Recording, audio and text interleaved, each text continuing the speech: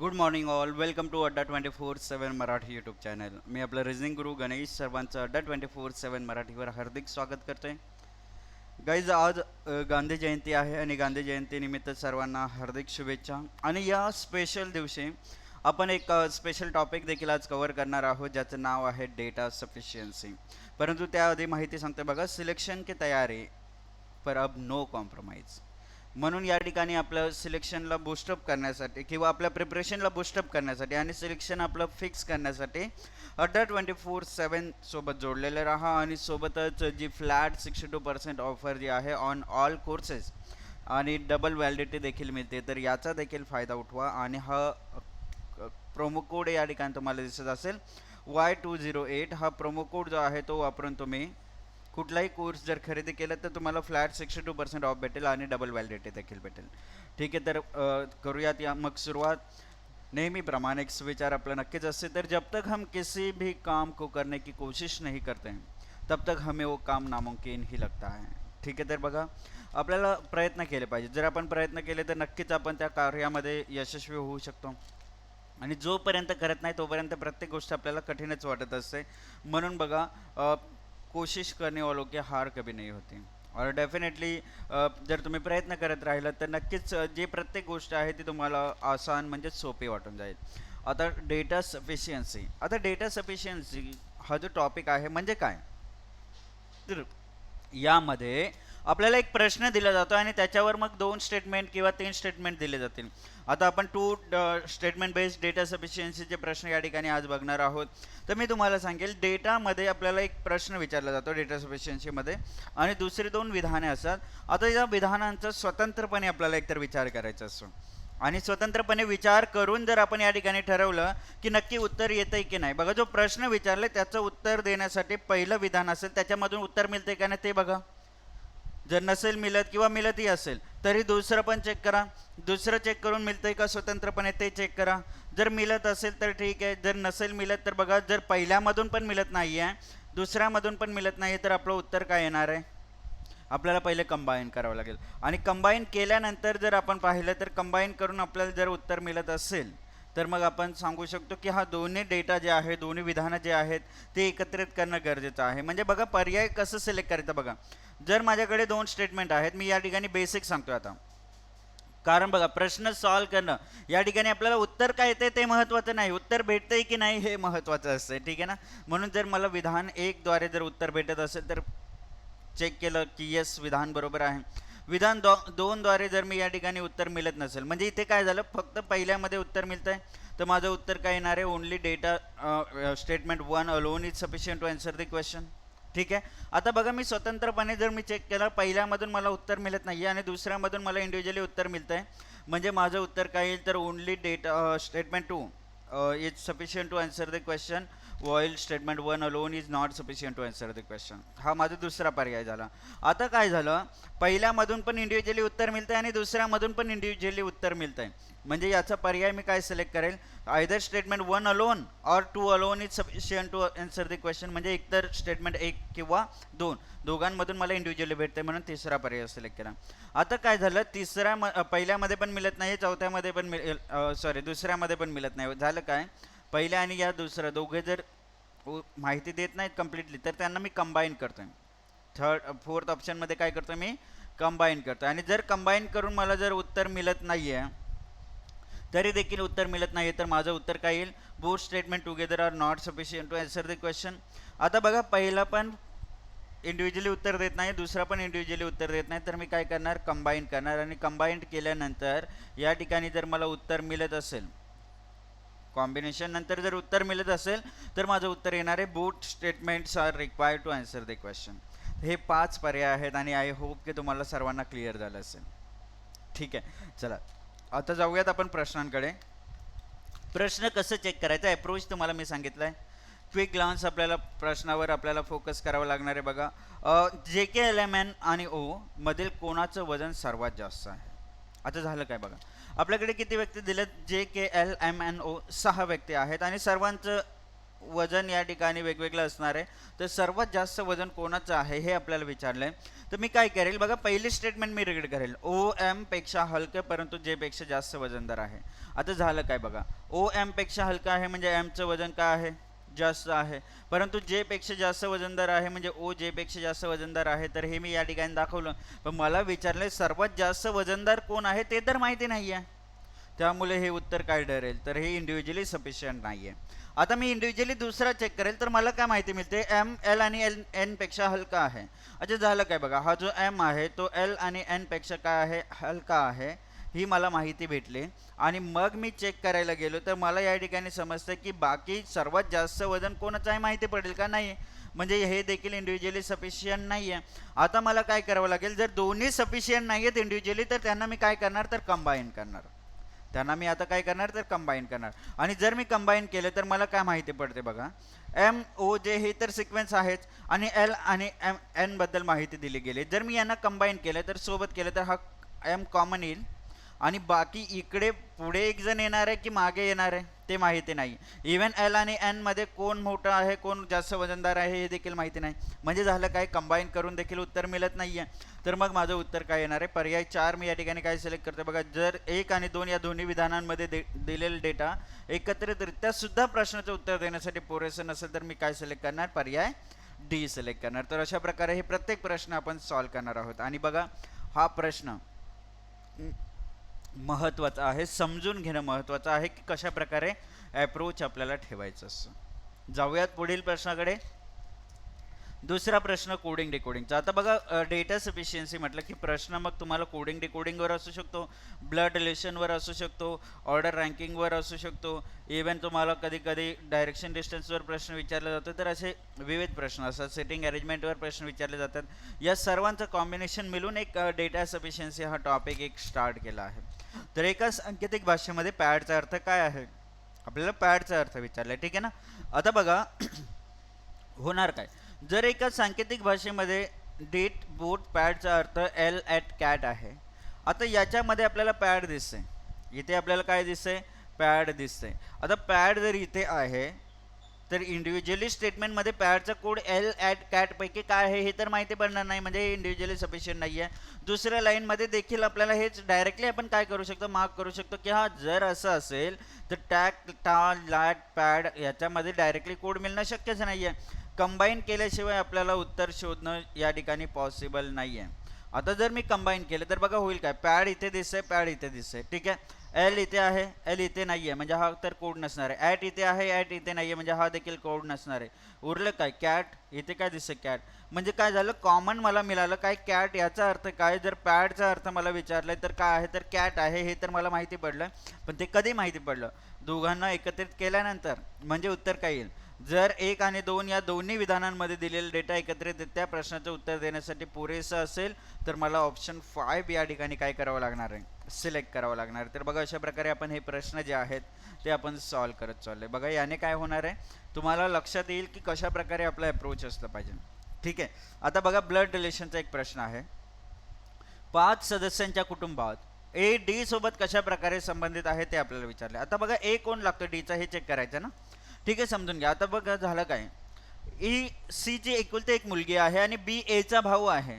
अच्छा समजून घ्या, मी रीड करता क्षणी माझ्या लक्षात आलं की ई ही सी ची एकुलती एक मुलगी आहे, ठीक आहे. आणि बी हा एचा भाऊ आहे. बी भाऊ आहे कोणाचा, एचा. आता जर एखादा व्यक्ती माझा भाऊ आहे पण मी त्यांच्याशी ज्या वेळेस एखाद्या कॅरेक्टर बद्दल म्हणजे ए बी सी डी अशाबद्दल जर जेव्हा रिलेशनशिप बघायला गेलो तर मला काय माहिती पडतं की हा समोरचा व्यक्ती तर भाऊ आहे पण हे बहीण आहे की भाऊ आहे, मेल आहे की फिमेल आहे. एचा जेंडर माहिती असेल तरच आपण एक्झॅक्टली उत्तर देऊ शकतो की ए डी सोबत कशा प्रकारे संबंधित आहे, कोण आहे, ठीक आहे. तर एचं जेंडर माहिती नसल्या कारणाने पहिलं वालं विधान तर या ठिकाणी काय ठरतंय, पुरेसं ठरत नाहीये, अपुरी माहिती त्यामध्ये आहे. आता बघा आता काय करूयात, आता आपण पर्याय 2 या ठिकाणी चेक करूयात. आता आपण काय करूयात, पर्याय स्टेटमेंट 2 जी दिलेली आहे ती स्टेटमेंट 2 या ठिकाणी आपण चेक करूयात जेणेकरून आपल्याला लक्षात येईल की काय करायचं. बघा डी सी चा पती आहे ज्याला 3 अपत्य आहेत. अच्छा समजून घ्या, डी सी चा पती आहे, ठीक आहे.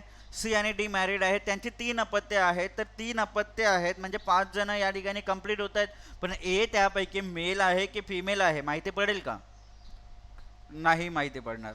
ठीक आहे ना. म्हणजे काय झालं, हे या ठिकाणी काय झालं, हे देखील इंडिव्हिज्युअली सफिशियंट नाही आहे. आता मी दोघांना काय करेल, कंबाईन करेल.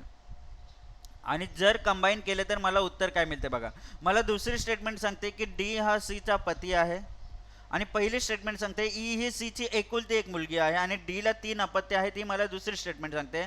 जर ई सीची एकुलती एक मुलगी आहे म्हणजे उर्वरित दोघे जण काय असणार आहेत, उर्वरित दोघे जण काय असणार आहेत, दोघेही मेल कॅन्डिडेट असणार आहेत. आणि ए चा भाऊ कोण होता, बी होता. तर ए देखील मुलगा येईल, सन येईल ना. म्हणजेच काय उत्तर काय झालं, ए डी सोबत कशा प्रकारे संबंधित आहे, तर ए हा डी चा मुलगा आहे. आणि उत्तर मला या ठिकाणी मिळते सन. म्हणून मला या ठिकाणी उत्तर सिलेक्ट करावं लागणार आहे. जर 1 आणि 2 या दोन्ही विधानांमध्ये दिलेला डेटा एकत्रितरित्या उत्तर देण्यासाठी काय आहे, पुरेसा आहे. तर अशा प्रकारे ही माहिती जी होती ती आपण या ठिकाणी सॉल्व केली आणि लक्षात आलं असेल. आता बघा किती सोप्या पद्धतीने तुम्ही उत्तरं देऊ शकता आणि अशाच प्रकारे प्रत्येक प्रश्न आपल्याला सॉल्व करायचा असतो. ठीक आहे, जाऊयात. आता बघा पुढे माहिती दिली आहे. 100 विद्यार्थ्यांच्या वर्गामध्ये टीचं स्थान काय आहे. आपल्याला 100 विद्यार्थी म्हटलेत म्हणजे आपल्याला टोटल माहिती आहे. कुठला प्रश्न आला, ऑर्डर अँड रँकिंगचा. बघा प्रत्येक वेळेस आपण प्रश्न वेगवेगळा बघितला. कधी आपण कोडिंग डिकोडिंग पाहिलं, कधी ब्लड रिलेशन पाहिलं, कधी ऑर्डर रँकिंग पाहिलं. ठीक आहे, तर अशा प्रकारचे प्रश्न आपल्याला विचारले गेलेत. आता डी जो वरून 9व्या स्थानावर आहे, जो जेच्या वर 22व्या स्थानावर आहे आणि जो टी पासून 15 स्थान खाली आहे. आता झालं काय बघा, डी जो आहे, एक लाईन होती 100 जणांचे, तर डी जो वरून 9व्या स्थानावर आहे, डी इथं आहे. ठीक आहे, डी वरून टॉप वरून 9व्या स्थानावर आहे. जो जीच्या वर 22व्या स्थानावर आहे, जेच्या वर 22व्या स्थानावर डी आला. ठीक आहे, आणि जो जो म्हणजे कोण, आता जो कोणासाठी वापरला जाईल, तर जे साठी, जो टी पासून 15 स्थान खाली आहे. अच्छा समजून घ्या, हा जो जे आहे तो टी पासून 15 स्थान खाली आहे ना, म्हणजे टी कुठेतरी इथे मध्ये येणार आहे. जर मला टोटल माहिती आहे, जर मला टोटल माहिती आहे आणि जे जो आहे जे पासून डी कितव्या स्थानावर आहे ते देखील एक्झॅक्टली माहिती आहे, आणि जेच्या खाली जे, टीच्या खाली जे जो आहे तो काही 15 स्थान खाली दाखवलं आहे, तर एक्झॅक्टली मला टी मधोमध मिळते आणि त्याची जी रँकिंग आहे ती मी सांगू शकतो ना, एक्झॅक्टली सांगू शकतो. म्हणजे हे इंडिव्हिज्युअली काय असेल, सफिशियंट असेल. ठीक आहे, आता बघा दुसरी गोष्ट, एन जो टी आणि एक्सच्या मधोमध आहे तो खालून 75व्या क्रमांकावर आहे. अच्छा बघा समजून घ्या, आता 100 जण होती, एन जो टी आणि एक्सच्या मध्ये आहे, टी आणि एक्सच्या मध्ये कोण आहे, एन आहे. ठीक आहे, तो खालून 75व्या क्रमांकावर आहे. इथे जर असेल तर मला या ठिकाणी सांगा एक्झॅक्टली मधोमध आहे. आता एक्झॅक्टली मधोमध म्हणजे कुठे, त्वरित मधोमध आहे का, माहिती आहे का, नाही माहिती आहे ना. मग मधोमध आहे म्हणजे 1-1 सोडून असू शकतो, 2-2 सोडून असू शकतो, 3-3 सोडून असू शकतो, परंतु एक्झॅक्टली मधोमध आहे. दोघांपासून त्याचं अंतर काय असेल, सेम असेल. त्यामुळे याचं उत्तर जे आहे ते आपण या ठिकाणी सांगू शकतो का, यांची पोझिशन कुठे येईल ते माहिती आहे का, टीची पोझिशन कुठे येईल ते माहिती आहे का, नाही माहिती ना. म्हणजे काय झालं, उत्तर कशा प्रकारे येणार आहे, उत्तर कशा प्रकारे येईल की हे काय आहे, तर हे सफिशियंट नाही आहे. म्हणजे आन्सर आपलं काय असणार आहे, only 1 is sufficient to answer the question. तर बघा अशा प्रकारे हे जे प्रश्न आहेत ते आपण या ठिकाणी सॉल्व करत चाललो. ठीक आहे, म्हणजे होणार काय, इन शॉर्ट जर बोलायचं झालं तर आपल्याला प्रॅक्टिसची गरज आहे. आणि जर तुम्ही प्रॅक्टिस केली तर या ठिकाणी तुम्हाला एक्झॅक्टली जे उत्तरं आहेत ते मिळून जातील, की कशा प्रकारे उत्तरं देणे आपल्याला गरजेचं आहे. तर अशा प्रकारे आपण हे काय केलं, जो पहिला ऑप्शन होता तो आपण या ठिकाणी सिलेक्ट केलेला आहे. ठीक आहे, काय तर विधान 1 मधील डेटा जो आहे तो उत्तर देण्यासाठी पुरेसा आहे, तर विधान 2 मधील डेटा पुरेसा नाही आहे. ठीक आहे, चला आता जाऊयात पुढील प्रश्नाकडे. प्रश्न आपल्याला दिला आहे, A B C D E यांच्यामध्ये प्रत्येकाचं वय वेगवेगळं आहे, तर सर्वात मोठा कोण आहे. अच्छा बघा समजून घ्या, किती व्यक्ती आहेत, 5, प्रत्येकाचं वय वेगवेगळं आहे. सर्वात मोठा म्हणजे ओल्डेस्ट पर्सन आपल्याला शोधायचं आहे. ठीक आहे, आता स्टेटमेंट जर मी रीड केली, सी बी आणि ई पेक्षा छोटा आहे.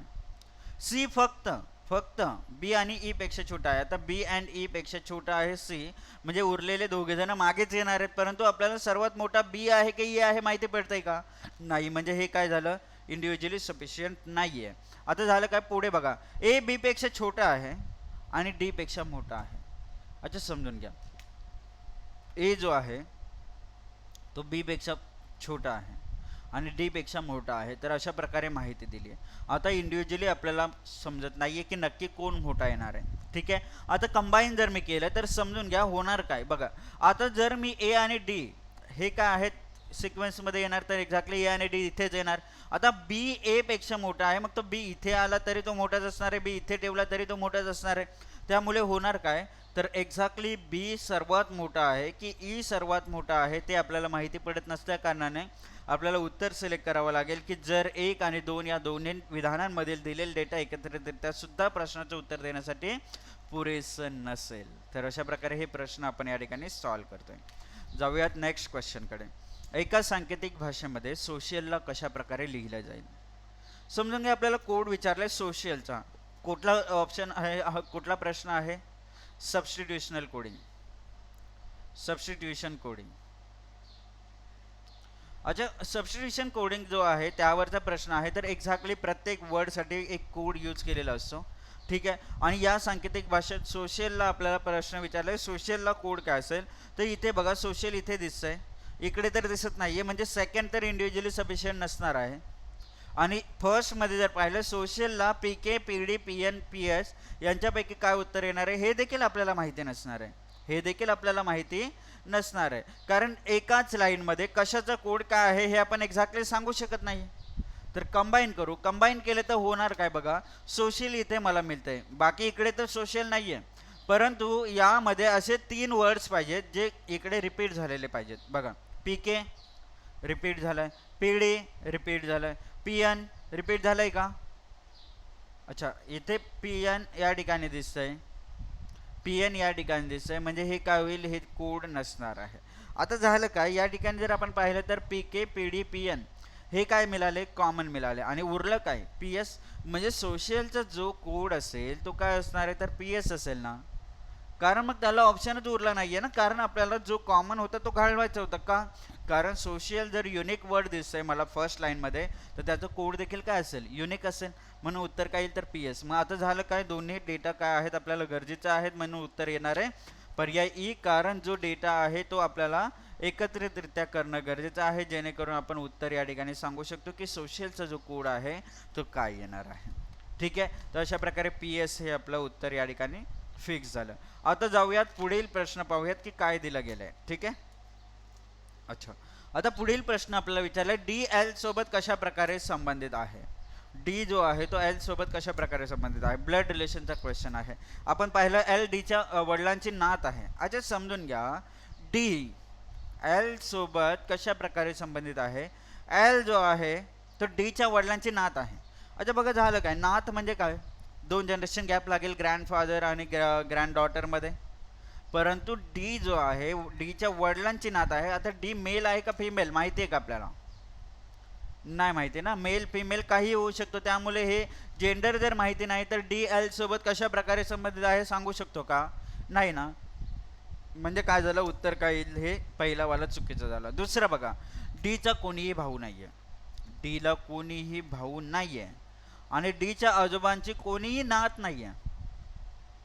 समजून घ्या, डीच्या आजोबांची कोणीही नात नाही. आता या ठिकाणी होणार काय, या ठिकाणी जर आपण पाहिलं तर यामध्ये डी आणि एल बद्दल रिलेशन विचारलं होतं, तर एल बद्दल माहितीच नाही आहे, म्हणजे आपण हे काय सांगणार, तर हे काय होणार आहे, सफिशियंट नाही आहे. आता मी जर पुढे जाऊन आणखी चेक केलं तर होणार काय बघा, एल डीच्या वडिलांची नात आहे, कोण आहे, नात आहे. बघा, एल ही कोण आहे, डीच्या वडिलांची नात आहे. ही माहिती मला पहिलं स्टेटमेंट सांगतोय. अच्छा बघा, दुसरं काय सांगतोय, डीचा कोणीही भाऊ नाहीये, डीला भाऊ नाहीये, आणि डीच्या आजोबांचे, डीचे जे आजोबा आहे त्यांचे कोणीही नात नाहीये. अच्छा, म्हणजे काय झालं, याला याला बघा, डीला भाऊ नाहीये कोणी पण, ठीक आहे, आणि डीचे आजोबा म्हणजे त्याच्या वडिलांचे वडील, आणि त्याची नात नाहीये, म्हणजे ही कोण असेल, डी कोण असेल, एक्झॅक्टली मेल असेल. तर अशा प्रकारे काय झालं, उत्तर काय मिळतंय, डी हा मेल मिळाला. म्हणजे काय होईल, डी एल सोबत कशा प्रकारे सोबत आहे संबंधित आहे, तर डी हा कोण आहे, एलचे फादर आहेत, त्यामुळे उत्तर काय मिळेल आपल्याला की वडील आहेत. तर अशा प्रकारे जर आपण 1 आणि 2 हे दोन्ही विधानं एकत्र केले तर आपल्याला दिलेला डेटा जो आहे ते उत्तर देण्यासाठी पुरेसा आहे, हे आपण एक्झॅक्टली सांगू शकतो. ठीक आहे, आता जाऊयात नेक्स्ट क्वेश्चनकडे. आता नेक्स्ट क्वेश्चन काय दिलं बघा, 5 सदस्यांच्या कुटुंबात क्यू एस सी कसा संबंधित आहे. पुन्हा एकदा ब्लड रिलेशनचा प्रश्न भेटतोय. क्यू हा एस सी कशा प्रकारे संबंधित आहे. विधान जर पाहिलं तर आर पीचा अविवाहित मेहुणा आहे ज्याने क्यू सी लग्न केलं आहे. अच्छा बघा समजून घ्या. अच्छा, आर पीचा अविवाहित मेहुणा आहे, ठीक आहे. आणि ज्याने म्हणजे कोणी, पीने कोणाशी लग्न केलेलं आहे, क्यूशी लग्न केलंय, ठीक आहे. आणि आर पीचा मेहुणा आहे. आर कोण आहे, पीचा मेहुणा. तर क्यू या ठिकाणी जर आपण पाहिलं, ठीक आहे, तर क्यूचा या ठिकाणी भाऊ येऊ शकतो कोण, आर. तर अशा प्रकारे आपल्याला रिलेशन या ठिकाणी भेटू शकतो की हा जो पी आहे, पी क्यू सोबत मॅरिड आहे आणि क्यूचा भाऊ कोण आहे तर आर आहे. ही माहिती आपल्याला पहिल्या स्टेटमेंटमध्ये भेटली आणि त्यानुसार आपण क्यू एस सी, तर एस सी ते दिलंच नाही आहे, तर पहिलं विधान नाही आहे, पुरेसं नाही आहे. आता दुसरं विधान काय दिलं बघा, क्यू टीची आई आहे. क्यू ही कोण आहे, टीची आई आहे. एस पीचा एकुलता एक मुलगा आहे. एस हा एकुलता एक मुलगा आहे कोणाचा, पीचा. ही माहिती मला सेकंड स्टेटमेंटमध्ये भेटते. आता मी जर इथे क्यू आणि एस बद्दल जर रिलेशनशिप शोधायला गेलो तर मला मिळणं शक्य नाही आहे, कारण क्यू आणि पी कुठल्या जनरेशनमध्ये आहेत हीच माहिती नाही आहे, त्यामुळे हे इंडिव्हिज्युअली सफिशियंट नाही आहे. आता मी एकत्र करूयात. आता होणार काय बघा, एकत्रित जर केलं तर गोष्ट काय होणार, पी आणि क्यू मॅरिड आहे.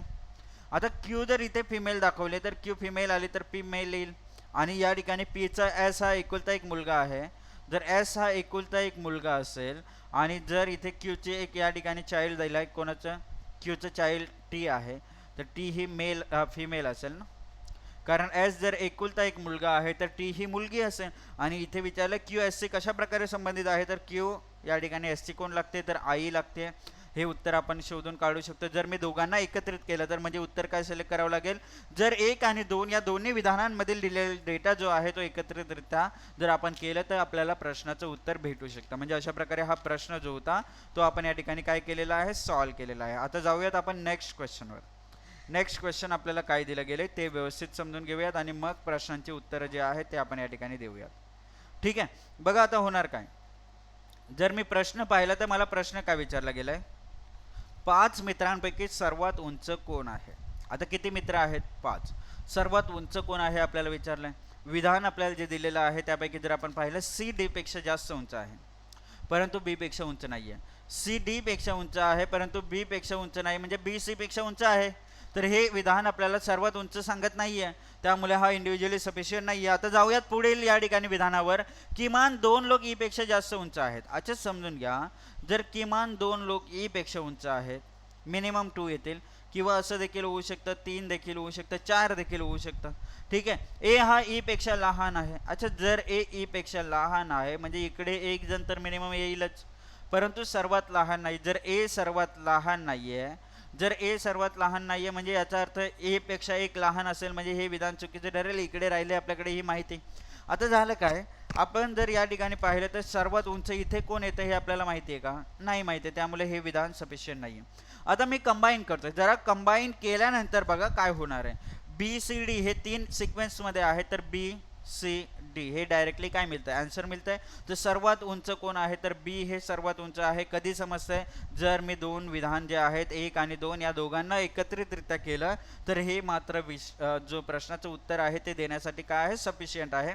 त्यामुळे उत्तर आलं पर्याय बी, ठीक आहे. आता या ठिकाणी हा जो पुढील प्रश्न आहे तो प्रश्न तुमच्यासाठी काय असणार आहे, तर होमवर्क असणार आहे. याचं प्रश्नाचं उत्तर जे आहे तुम्ही कमेंट बॉक्समध्ये मला नक्की द्या. आणि मला माहिती आहे आजच्या सेशनमध्ये तुम्हाला नक्कीच मजा आली असेल. हा सेशन जो आहे तो नक्कीच शॉर्ट टाईममध्ये आपण या ठिकाणी कंप्लीट तर केला आहेच, परंतु महत्त्वाचा टॉपिक देखील आहे.